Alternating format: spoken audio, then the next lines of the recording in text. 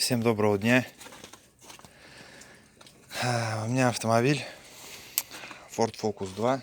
Вот он стоит. Универсал. Все в спартанских условиях. Ситуация была такая. В левой стойке, на кочках, на гравийке, по щебню гремела левая стойка. С левой стороны, то есть, как бы были такие удары. Отходили они по лонжерону. Вот. Грешили на многое. Грешили на стойки стабилизатора, на шаровую. Вот. Делали диагностику. Все в норме. Перебрали рейку рулевую. Стук не уходил. Оставался только опорный подшипник. Вот он, кстати, у нас старый подшипник опорный. Вот.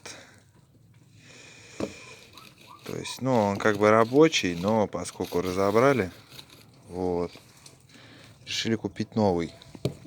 Не суть. Опорный подшипник, кстати, по-моему, если я не ошибаюсь, родной, да, вот. То есть еще родной опорный подшипник. Вот у него логотип. А стучало-то, когда разобрали стойку, выяснилось, что стучало-то сам шток. То есть вот если видно, вот так вот, да, он ходит. То есть он гуляет, и вот снизу слышен стук, вот здесь вот, то есть. Ну вот. Такой вот стук. Пришлось приобрести новую стойку. Старая стойка была кабовская. Вот, не знаю, видно, нет, плохо, наверное, отсвечивает.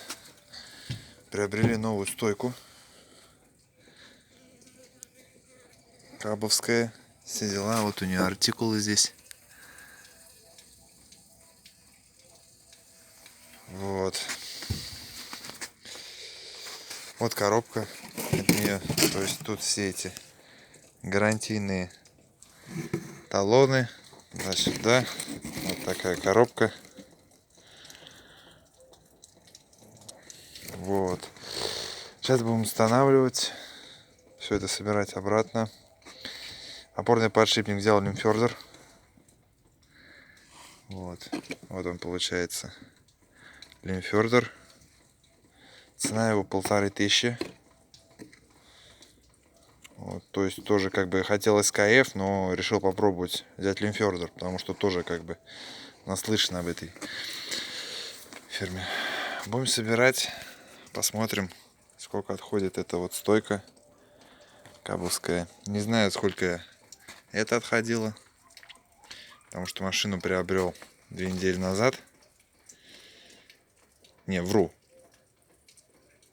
2 месяца, вот, 2 месяца назад приобрел машину. На ней пробег 186 тысяч.